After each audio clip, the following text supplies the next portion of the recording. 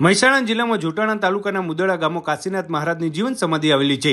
900 વર્ષ જૂનો અમર ઇતિહાસ છે। આ જય કાશીનાથ મહારાજનો વાત જાણે એમ છે કે જ્યારે મહારાજ મુદડા ગામની સીમમાં આવી મઢી બનાવી ચીપિયા રોપ્યા અને આ બાજુ સવાર અબારી ગાયો ચરાવતા અને એમને દૂધ પીવડાવતા સમય જતાં સવાર અબારીની દુઃખની વેદના મહારાજ સમજી ગઈને પૂછ્યું ત્યારે સવાર અબારીએ કહ્યું કે મારે સવાસેર માટીની ખોટ છે તો બાપુએ એક નહીં પણ 2 દીકરા થશે એમ વચન આપ્યું।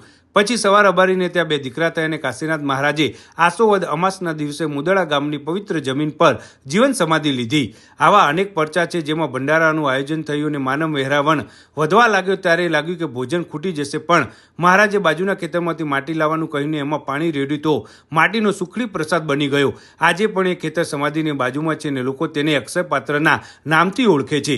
અહીં રબારી સમાજ દ્વારા અન્ન ક્ષેત્ર ચાલુ છે તો આવા પવિત્ર અને પ્રાચીન મુદડા ગામમાં શ્રી કાશીનાથ મહારાજની જીવન સમાધિના દર્શન કરવાનું ના ભૂલતા।